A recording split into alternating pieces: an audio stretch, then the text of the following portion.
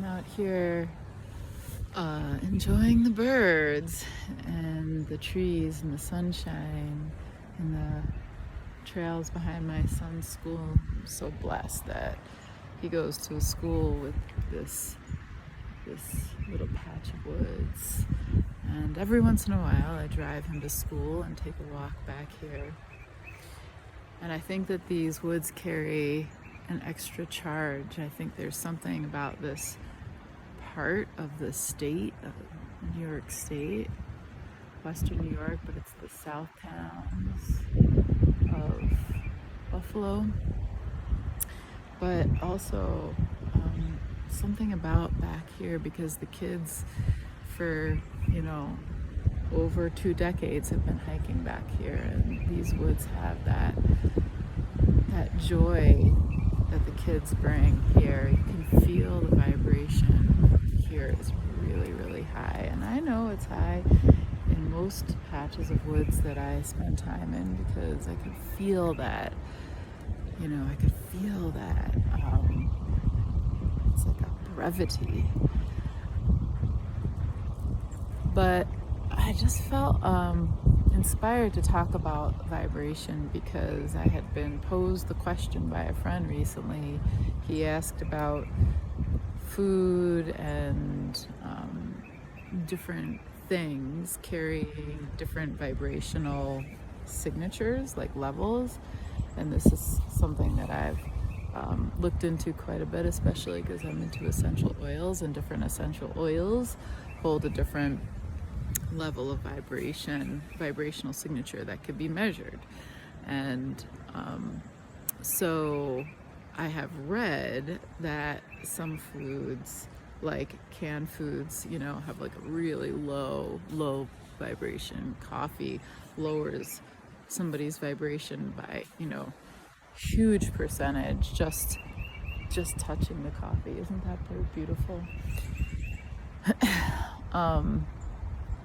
And so we were chatting about this a little bit, but here's how I think it goes. I think that we are subject to the vibrations that are strongest around us to an extent. For instance, even someone who's depressed or anxious, if they took a walk in the woods every day, the vibration of the trees and the earth, the ions given off by the water, these things would eventually have some effect on them. Maybe it wouldn't solve all the problems, but it might smooth the edges a little bit. Even something that is a low vibrational thing, like a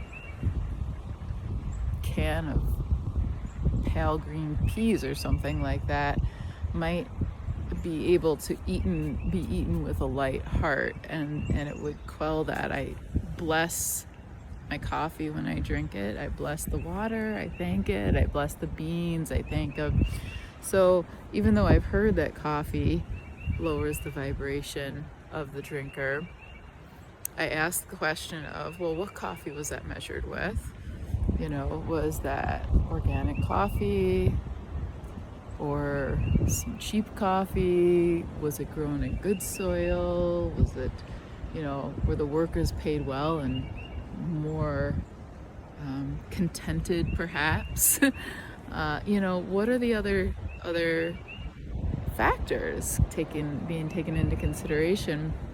And then I know that I'm always the filter. So if I'm the filter, that everything comes to me through me, then how I am feeling about it and how I'm feeling in general is going to really, really shift and change the vibration and how it lands in me, both emotionally and physically, because our vibration has a direct connection to our physiological health, and our emotions have a direct connection to our vibration, but our vibration also has a direct connection to our emotions. So to me, the game is to make myself, to bring myself to be penetrable by the high vibration opportunities that I come into, to choose opportunities that are of a higher vibration, even if sometimes I don't feel it like it. Like, I actually tried to talk myself out of taking this little stroll that I'm taking this morning because, I have things to do and whatnot. But the vibration of these woods, as soon as I got in here, I felt so satisfied and elevated that I knew that everything else will organize around my day efficiently because I'm giving myself this opportunity.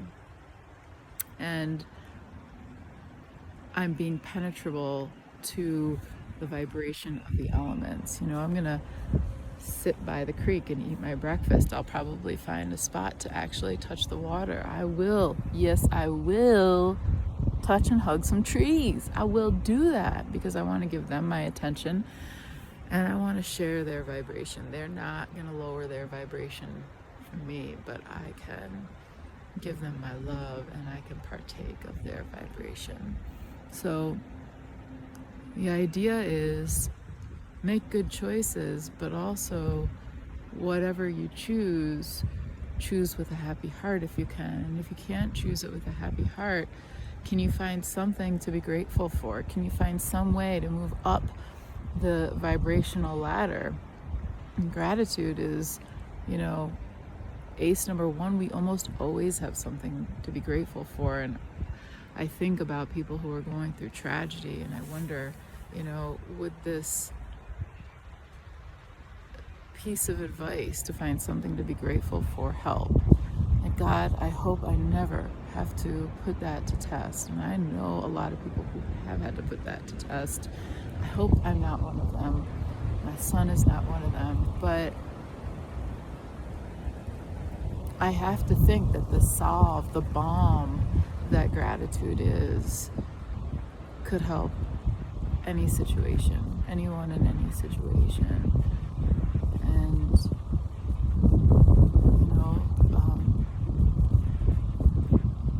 a lot of times life is not always going to hand everybody opportunities for things to be obviously grateful for. So sometimes we have to dig and seek and find what we can be grateful for. But what you can be grateful for, grab it. It is the thing. Get gratitude churning for real in your emotions and let yourself be the recipient of that elevation. And then when you can, put yourself in nature, put yourself around things or people or opportunities or music or whatever it is that can help you, buoy yourself into that higher state. I promise you, it is a worthy endeavor, for sure. So this is my morning walk.